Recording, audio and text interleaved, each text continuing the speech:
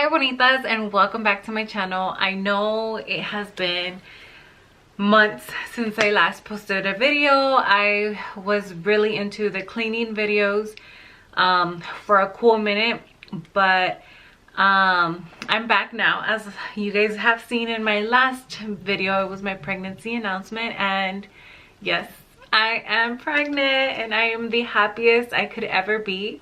Hi, Bonita wants to say hi to you guys. She's such, ever since I got pregnant, es más chiquiada. She wants to be all up in my arms, all up in the Kool-Aid. Girl, go to your bed. But anyways, so I'm pregnant. I'm over the moon. I can't even believe it. I'm going to be a whole ass mom. It's so crazy. But with all this joy, I also wanted to bring a little bit of awareness and kind of vocalize something that happened to me, well, to Peter and I, that generally it's always brushed under the rug by most people. It's not really talked about. Now it's being vocalized a little bit more, but I still feel like when I was going through this, I felt so lonely.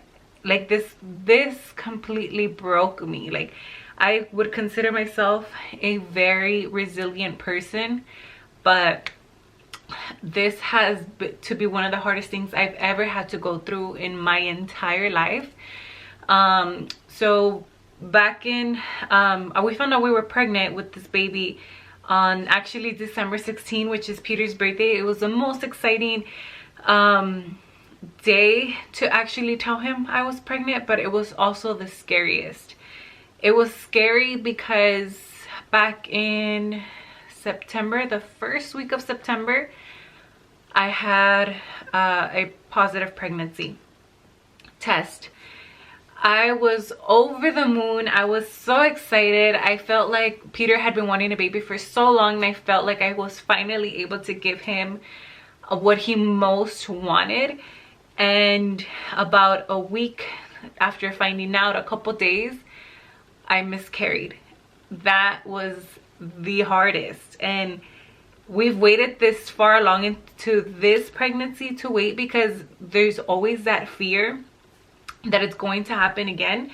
And I kid you not, even now that I'm almost 4 months pregnant, I'm about to be 15 weeks this Friday. I don't even know when you guys are going to be watching this, but I'm going to be 15 weeks. We are in March 3rd.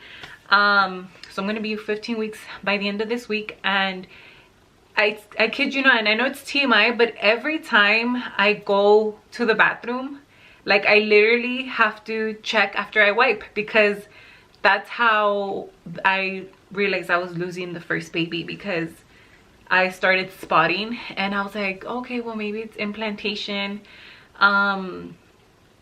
That spotting turned into period-like flow, and that's when something is wrong. Like, I knew something was wrong, and I told Peter, I'm like, I'm spotting. I googled and it said sometimes it's implantation, because it was very little, but the next day it continued and it started getting more and more noticeable, and that I had to wear a pad at this point.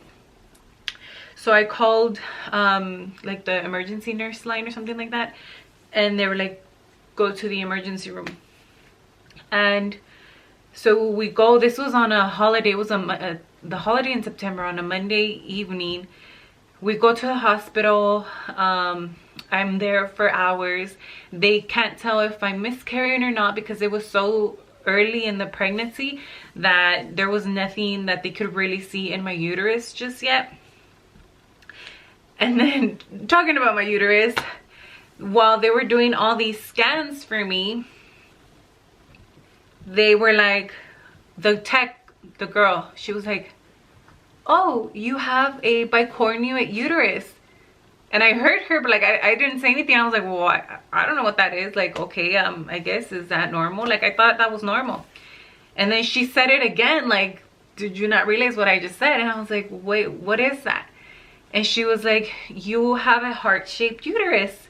And I was like, and I literally said, what the fuck? And she just like kept looking, and I was like, what is that?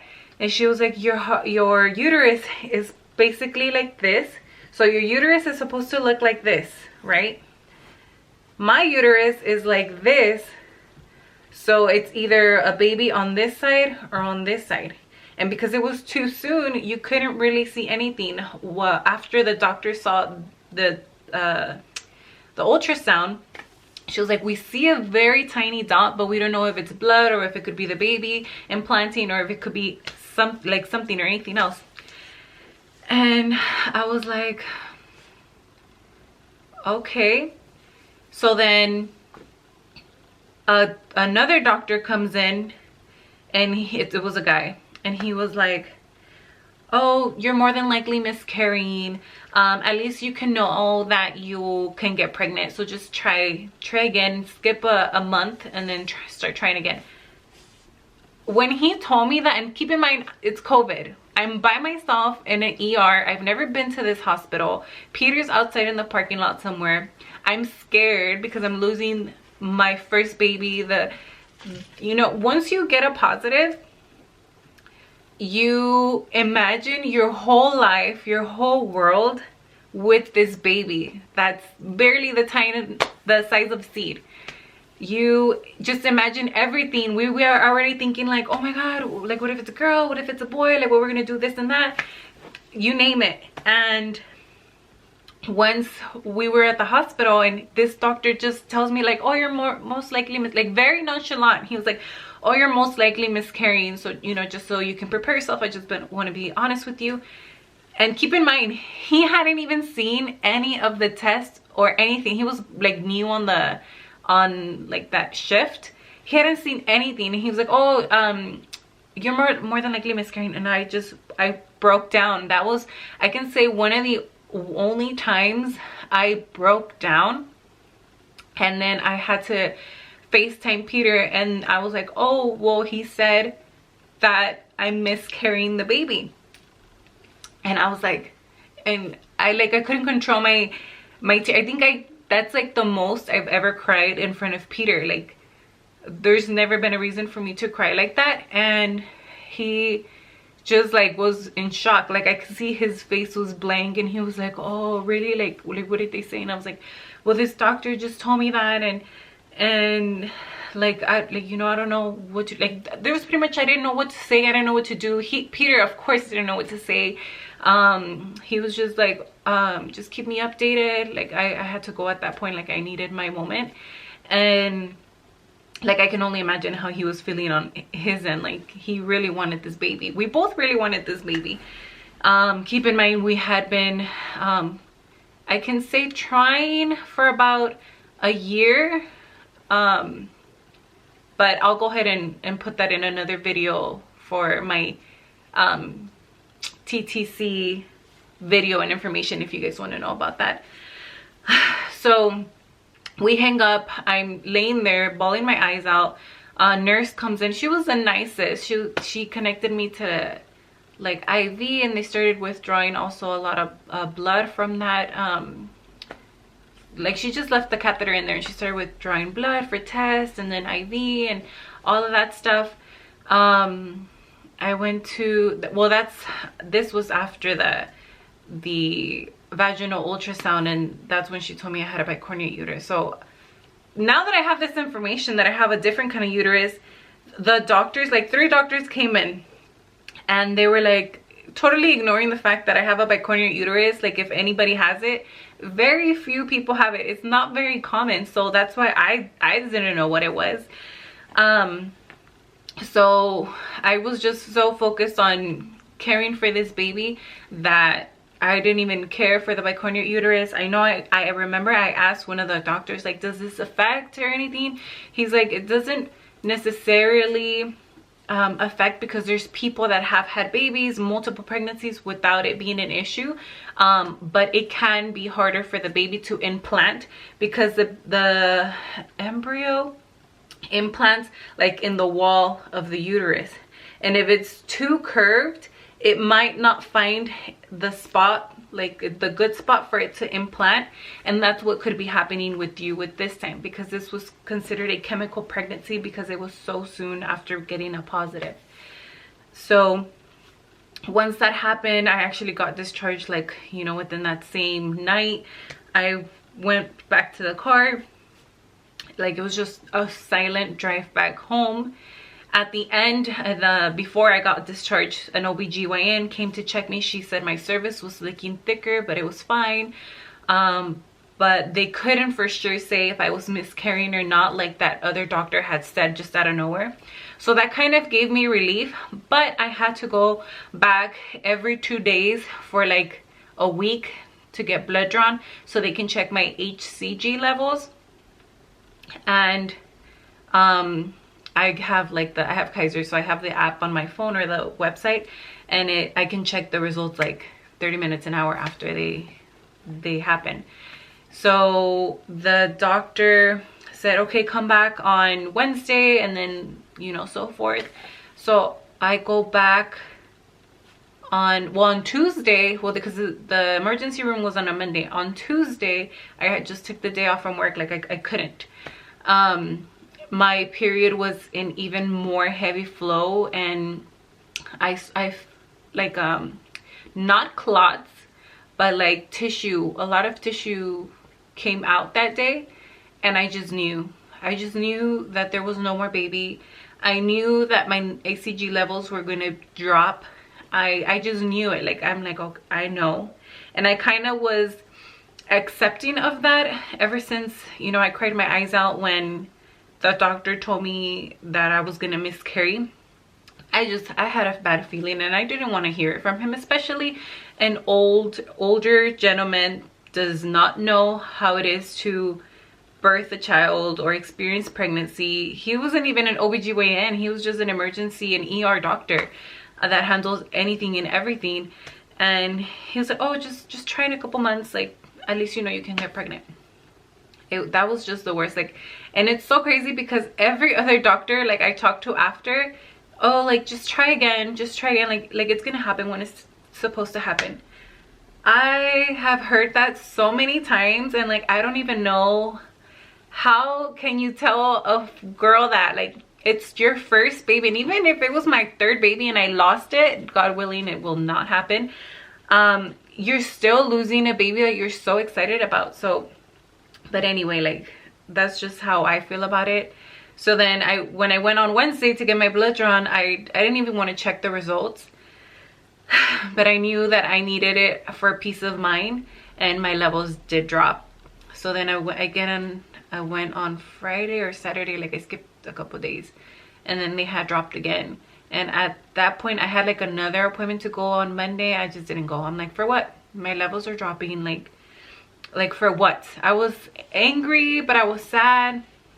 It was just something else, and it all happened within like a week to a week and a half period. Like, being the happiest we've ever been to like the most like traumatizing experience I could have ever experienced. And I've been through some shit in life, but I just couldn't, like, this was the hardest thing I've ever had to deal with.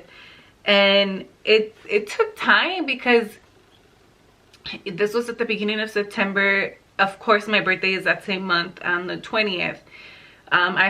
We had organized a brunch for my birthday. It was with very intimate friends and our parents and sisters and siblings.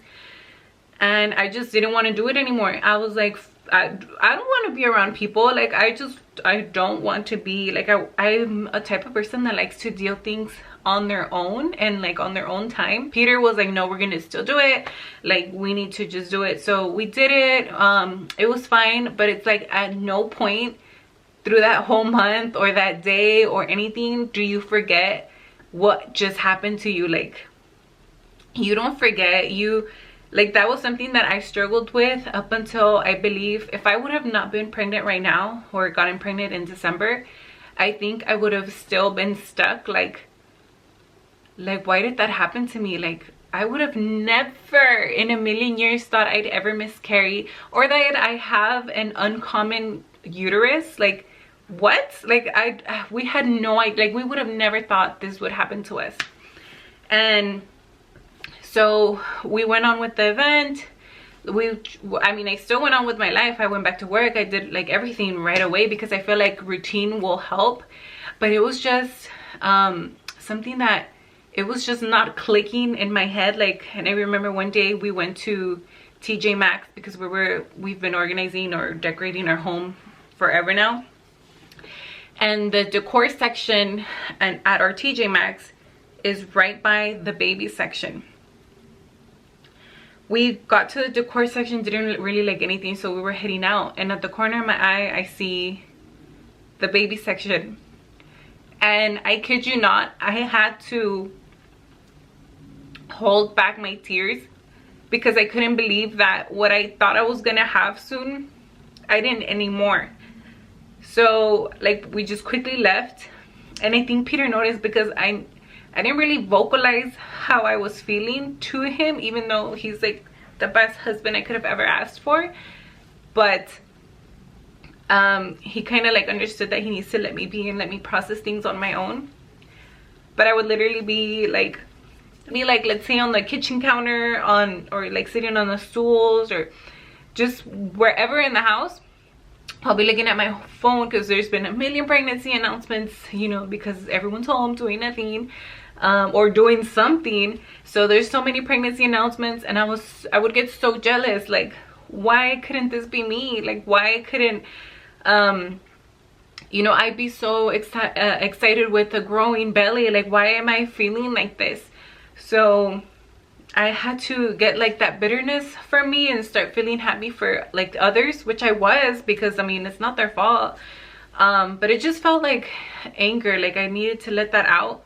Or I would just sit there and like I would tear up out of nowhere, and then Peter would just look at me like, are you okay? Or like just not say anything, because then I would get like don't ask me or don't tell me because I'm gonna cry more. So like that was that. It really took a long time. We were told to wait that 1 month, at least one period cycle, in order for me to try, or us to try again. But I was like so anxious, like, oh my god, what if I can't get pregnant anymore because of this uterus? So we tried that month after in October, and nothing happened. I got my period, but nothing happened. In November we tried and nothing happened. So then, oh, and then in November we got COVID on the week of Thanksgiving. So we were like, fuck, like it's not gonna happen for us at the end of this year. And I have always, and I believe me when I say this, I believe I manifested this December pregnancy, because I've always wanted my baby to be born between like the months of August and September and October-ish, the latest. I don't know, I've always liked those months. And so we tried again in December, which we didn't think was gonna work because of the whole COVID, and we were on medications.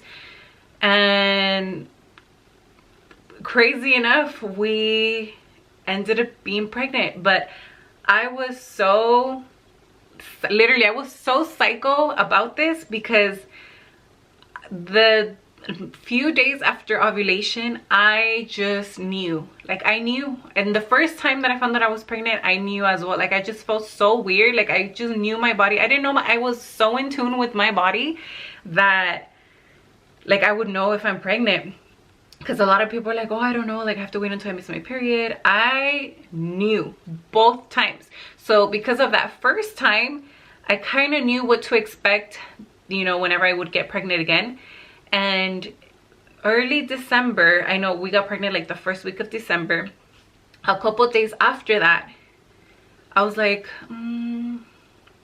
I feel so weird. And I kept telling Peter, I literally told Peter every day, like, if I'm not pregnant, I'm gonna be so disappointed. Like I just feel I am, I know I am, like I just feel so different. Like I probably annoyed my poor husband from telling him that much. So I was like, okay, I ended up like, I just shut up and I didn't tell him anything anymore. So fast forward, you know, a couple more days, his birthday comes along. And by this time I'm like testing every day, but I'll do that in my 2-week wait symptoms video. But so fast forward to his birthday, I test in the morning. It's a very, very, very like faint line. And I'm like, fuck, like, do I have line eyes, or like what's going on? So I test a second time, like a midday, and it's a little darker, but I'm still like in disbelief. And then we go about our day, we celebrate his birthday, we go to his parents' house, we come back, and I was like, man, like I really believe I'm pregnant. Like there's a little line. So then the nighttime, I take another one, and it's these little cheapy strip ones. I take another one, but that's how I found out I was pregnant the first time, so I trusted these. And then I took a third one that night. We were already getting ready for bed, and I was like, I need to tell him, like, this would be the best birthday gift. So I take the test, and the line is darker. Like you can tell there's a line there. Like there was enough of a line for me to show him and be like, look, we're pregnant. So I was like, it was crazy. Like this was so crazy because it's like you're so happy, but you're so scared, because at this point I hadn't missed my period yet. So I'm like, well, what if it happens the same thing as last time? Like I don't think I can handle this. This whole experience of now being pregnant and then losing our first baby has been eye-opening. I left off of people's videos explaining what they went through, their TTC journey. I found a lot of comfort in knowing someone else has gone through what I've gone through, that I'm not alone. But it's just so sad that, let's say, people around us go through this and we have no one to confide in or to talk to or to relate to, and it's not something you want to relate to someone about with. But if it's happened to you, it definitely helps vocalizing it. Like, let's say if one of you guys personally know me, and now that I've shared my story, you feel like you want to share with me, like I'm all ears, because I know how comforting it is to know someone that's felt or experienced the same thing you have. And a lot of things that I did learn while I would watch all these videos is that there's not enough Latinas or Hispanics or Mexicans that really like vocalize this. It's mainly Caucasians or African Americans or Asians at that vocalize this. And it's like, I wanted someone that looks like me, that has my background, to tell me what they felt or what happened, or you know, I wanted to know all of that. So that's why I decided to open up about it. It's definitely not easy. I would consider myself very private when it comes to intimate things like this, but I feel like, you know, we need to stop being afraid of showing what we go through or explaining what we go through, and stop brushing things under the rug, because it can help someone. And that's my only purpose. And if it helps just one of you, I can, you know, feel accomplished.